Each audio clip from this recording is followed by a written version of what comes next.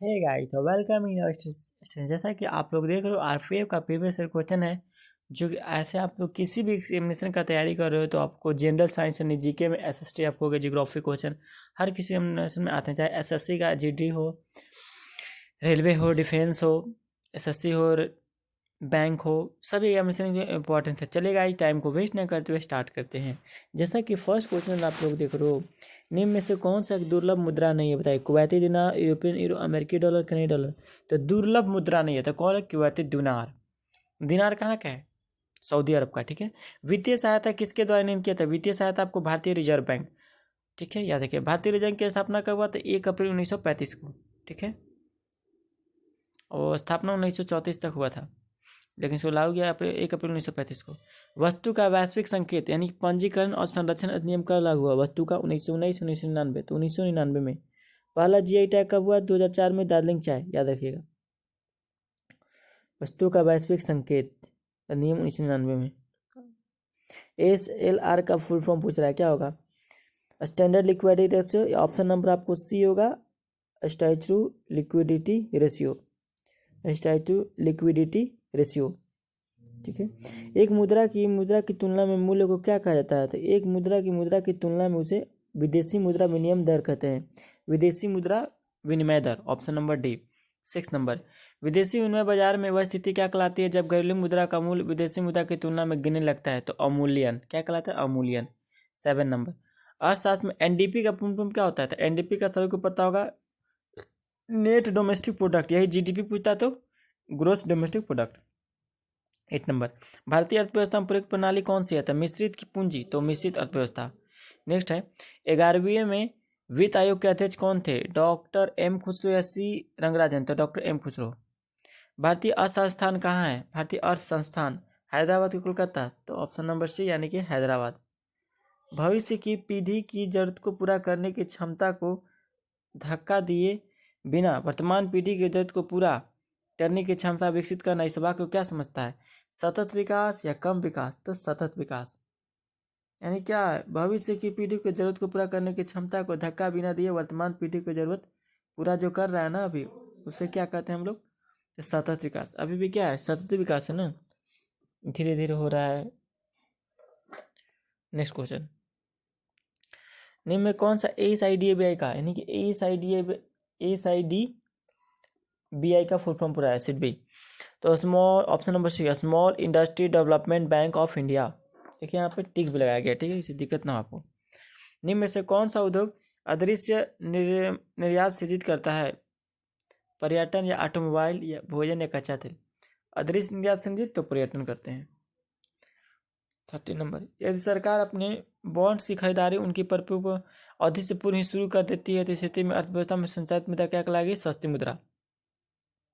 निम्न में कौन सा उद्योग अदृश्य निर्यात करता है? इससे हमें क्वेश्चन। उद्योग आधार मेमोरेंडम योजना का मुख्य उद्देश्य क्या है? तो व्यवसाय करने में आसानी से बढ़ावा देना। वस्तु एवं सेवा करें, जीएसटी के संबंध में कौन सा कथन सही नहीं बताइए इसमें से? देखिए, ऑप्शन नंबर बी है, तो जो सही है पहले जानते हैं। देखिए, अंतर्राष्ट्रीय वस्तु सेवाओं के लेन देन पर एक जीएसटी लगाता है, सही बात है, लेन देन पर लगाता है। राजस्थान के नुकसान के लिए सॉरी राजस्व के नुकसान के लिए राज्यों के 5 साल के लिए मुआवजा मिलेगा, सही है। यानी कि जीएसटी वैट विधि द्वारा एकत्र किया जाता है, लेकिन ऑप्शन नंबर बी आपको गलत है। यानी कि विशेष महत्व घोषित सामान की अवधि समाप्त करती है, घोषित सामान की अवधारणा समाप्त कर दी गई है, नहीं। नेक्स्ट क्वेश्चन, 1969 में भारत में कितने बैंकों का राष्ट्रीयकरण हुआ? 14 या 18? तो 14 बैंक। और राष्ट्रीयकरण कब हुआ बैंकों का? तो 19 जुलाई 1969 को, याद रखिएगा डेट। भारतीय नियोजन के वास्तुकार के रूप में किसे जानता है? तो पीसी महानुबोलिस। अब पीसी महानुबोलिस किस पंचवर्ष योजना का है बताइए? पहला कि दूसरा? देखिए, पहला था हेरा डोमल पर आधारित था और दूसरा था पीसी महानुबोलिस पे, ठीक है। जो कि पहला तो 1951 से 56 और 56 से 61 आपको दूसरा था।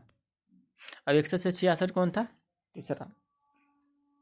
भारतीय सरकार के माध्यम से खाद्यान्न खरीदती है, भारतीय खाद्य निगम या कृषि मंत्रालय? तो कृषि मंत्रालय। भारत किस वित्तीय वर्ष में IMF के साथ विस्तारित निधि सुविधा समझौते पर हस्ताक्षर किए? 1981 से 82 या 2011 से 12? तो IMF भारत ने, तो 1981-82। सार्वजनिक संपत्ति स्रोतों के अति प्रयोग को क्या कहा जाता है? तो सार्वजनिक लक्षणों की त्रासदी। कौन सी फसल तेल की फसल नहीं बताइए? सीसम या बाजरा, मूंगफली, सरसों? सरसों का तेल होता है ना जी। मूंगफली का भी तेल होता है, शीशम का होता है, पर बाजरा का नहीं होता है। ट्रॉफी के संबंध में एमवीपी शब्द का पूरा नाम, एमवीपी का, तो अधिकांश मूल्यवान खिलाड़ी, अधिकांश मूल्यवान खिलाड़ी। बीएचआईएम का फुल फॉर्म, फेम का, तो Bharat interface for money. EPF का पूर्ण रूप, employees private fund, employees private fund. Next question, इस पे आपको मिट्टी है। चलिए आगे चलते हैं। निम्न में से किस समिति को चालू अर्थव्यवस्था समिति कहते हैं? तो अनुमानी समिति को। उपभोक्ता मूल्य सूचकांक किसके द्वारा किया जाता है? तो केंद्रीय सांख्यिकी प्रणाली। इसकी स्थापना 2 मई 1951 को हुआ था, उपभोक्ता मूल्य सूचकांक। बीपीएलआर का फुल फॉर्म क्या होता है? Benchmark prime leading rate, benchmark prime leading rate. वह दर जिस पर भारतीय रिजर्व बैंक अन्य बैंकों से ऋण लेता है क्या कहलाता है? तो रिवर्स रेपो दर। वह क्या एक विकास प्रक्रिया है जो व्यापक आधारित लाभ देती है, सभी के लिए अवसर के समानता सुनिश्चित करती है? तो समावेशी विकास। एफडीआई का फुल फॉर्म पूछा है, प्रत्यक्ष विदेशी निवेश, प्रत्यक्ष विदेशी निवेश। डब्ल्यूपीआई किसके द्वारा प्रकाशित किया जाता है? तो वित्त सलाहकार कार्यालय। सीडीबी का मुख्यालय कहाँ है? लखनऊ या चेन्नई? तो लखनऊ। सीडीबी एसआईडीबीआई का जैसे फुल फॉर्म बताया गया था। भारत में किन 2 राज्यों में भूतापीय ऊर्जा से संबंधित प्रयोगात्मक परियोजना स्थापित की गई थी? हिमाचल प्रदेश, लद्दाख। कौन सा एशिया का पहला स्टॉक एक्सचेंज है? Bombay stock exchange. एनवेरिक in the nature and college of the wealth of nations पुस्तक किसने लिखी? Adam Smith. वित्तीय क्षेत्र विकास एफएसडीसी की स्थापना किसके द्वारा प्रस्तावित की गई? तो पूंजी बाजार उच्च स्तरीय कमेटी। 7 मिनट अभी हुआ है, ठीक है। 50 क्वेश्चन करते हैं। करदाताओं पर उनकी सर्वोत्तम अनुसार लगने वाला प्रोपुअर कौन सा है? तो प्रगतिशील कराधान, प्रगतिशील कराधान। जिस दर पर आरबीआई वाणिज्यिक बैंक को ऋण प्रदान करता है उसे बदल के धन को प्रभावित कर सकता है, क्या कहते हैं? तो बैंक दर। निम्न में से कौन सा संगठन सरकार द्वारा घोषित न्यूनतम समर्थक मूल्य एमएसपी किसानों को भुगतान करता है? तो भारतीय खाद्य निगम। एफईआरए का पूर्ण रूप क्या होगा? फॉरेन एक्सचेंज रेगुलेशन एक्ट 1973 में लागू किया गया था।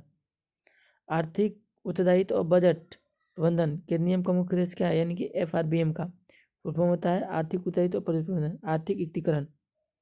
निम्न में से किसे सार्वजनिक सम्मान कहा जाता है? यानी कि पब्लिक गुड, वस्त्र को, कार को, राष्ट्रीय रक्षा या खाद्य सामग्री? तो राष्ट्रीय रक्षा को। कौन सा कर्ज वाणिज्य बैंक के मुख्य कार्यों को अंतर्गत आता है? तो जमा स्वीकार करना वाणिज्य बैंक है। तो कौन देश ने पहली बार राष्ट्रीय योजना बनाई? तो रूस ने। कब? 1928 में। वित्तीय वर्ष को बदलकर जनवरी से दिसंबर तक करने वाले पहले भारतीय राज्य कौन है? तो मध्य प्रदेश। जनवरी से दिसंबर तक पहले भारतीय राज्य मध्य प्रदेश वित्तीय वर्ष को। अंतर्राष्ट्रीय पुनर्निर्माण विकास बैंक के लोकप्रिय रूप से किनके नाम से जाना जाता है? तो विश्व बैंक। अर्थशास्त्र व विज्ञान इसके अंतर्गत मानव व्यवहार का विकल्प के रूप में प्रयोग किया जाने वाला परिणाम और अपर्याप्त आय के रूप में अध्ययन किया जाता है। यह कथन किसका है? तो रॉबिन्स का, रॉबिन्स का। आयात पर लगने वाले कर को क्या कहते हैं? सभी को पता होगा, टैरिफ आ जाता है आयात पर लगने वाले कर को। गैर निष्पादित संपत्ति के ऊपर लोन एडवांस है जो कि कितनी अवधि के लिए मूल्य ब्याज भुगतान के उद्धृत रहता है? तो 90 दिन तक। भारत में पहली कागज मुद्रा कब आरंभ हुई? 1861 में।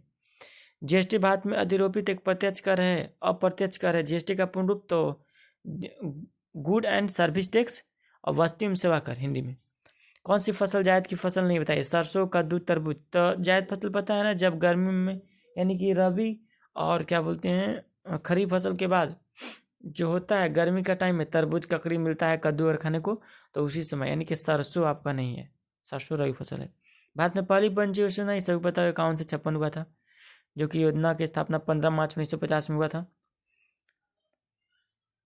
एनपीसीआई का विस्तार रूप भारत का राष्ट्रीय भुगतान निगम, स्थापना 2008 में। कौन कृषि आधारित उद्योग नहीं है? सीमेंट, उन, कपास। तो सीमेंट। रबर कृषि लगते हैं, कपास में लगते हैं, उनमें, लेकिन सीमेंट में नहीं लगते मशीन के द्वारा। ओपन एंडेड और क्लोज एंडेड स्कीम किसका उपयोग की जाने वाली शर्त है? तो म्यूचुअल फंड। उत्पाद शुल्क किस सरकारी विभाग से संबंधित है? तो राजस्व से। उदार विनिमय दर प्रणाली का विघटन कब हुआ? तो मार्च 1993 में। सामान्य मूल स्तर में सतत वृद्धि को क्या कहता है? मुद्रास्फीति। सामान्य मूल स्तर में सतत वृद्धि को क्या कहते हैं? मुद्रास्फीति, याद रखिएगा। भारतीय खाद्य सुरक्षा और मानव प्राधिकरण का मुख्यालय कहाँ है? नई दिल्ली में। भारतीय सरकार ने राष्ट्रीय किसान नीति की कब प्रदान की? 2007। 13वें वित्त आयोग के अध्यक्ष कौन थे? डॉक्टर विजय एल कलकर। आपदा प्रबंधन विधेयक का अधिनियम कब हुआ? तो 2005 में आपदा प्रबंधन विधेयक में। सीआरआर का पूर्ण रूप क्या होता है? Cash reserve ratio. Cash reserve ratio. ठीक है गाइस, आपके टोटल तो 70+ हो गया। और चलते हैं, राष्ट्रीय पेंशन योजना पंजीयन के लिए कितनी आयु चाहिए? तो राष्ट्रीय पेंशन योजना के लिए तो 65 वर्ष। वेल्थ ऑफ नेशन कौन लिखे हैं? तो एडम स्मिथ। कौन सा सरकार के लिए राजस्व व्यय नहीं है? तो कर संग्रह। अर्थशास्त्र में टर्म ग्रोथ अर्थ क्या होता है? आर्थिक वृद्धि। विश्व मुद्राओं को विनियमित करने की विधि किसके द्वारा शुरू की गई? तो अंतर्राष्ट्रीय मुद्रा कोष। अंतर्राष्ट्रीय मुद्रा कोष का मुख्यालय कहाँ है? वाशिंगटन में। किस भारतीय राज्य में सूती वस्त्र मिलों की स्थापना सबसे अधिक है? तो महाराष्ट्र में। प्रधानमंत्री जनधन योजना कब शुरू किया गया? तो 2014 में हुआ था, 28 अगस्त, जब प्रधानमंत्री आए थे। भारत में कौन सा सेवा क्षेत्र का हिस्सा नहीं है? परिवहन, बीमा, बैंकिंग। तो कृषि, जो कि सेवा क्षेत्र नहीं। सेवा क्षेत्र यानी तीसरा का क्षेत्र कहलाता है, जिसे बैंकिंग आता है, बीमा आता है, परिवहन आता है। निम्न में मवेशियों की नस्ल का उपयोग 2 उद्देश्यों के लिए होता है? तो ओंगोल। निम्न में से कौन सा अप्रत्यक्ष कर नहीं है? सीमा शुल्क, उत्पाद शुल्क, सेवा कर या निगम कर। तो अप्रत्यक्ष नहीं है, बाकी अप्रत्यक्ष सब। सीमा में उत्पाद शुल्क। न्यूनतम समर्थन मूल्य संबंधित है कृषि उत्पादन से, यानी कि एमएसपी का फुल फॉर्म न्यूनतम। मानव विकास सूचकांक एजाई में स्वास्थ्य घटक मापा जाता है? जन्म के समय, जीवन प्रत्याशा। पहली रिपोर्ट 1990 में आया था। ओके गाइज, आपके टोटल कंप्लीट होगा 80+। और फिर से नेक्स्ट वीडियो में मिलूंगा। एंड इस तरह के वीडियो हमारे देखना चाहते हैं, पहले हमारे चैनल को सब्सक्राइब करिए, कमेंट करिए, friend with share. Thank you guys.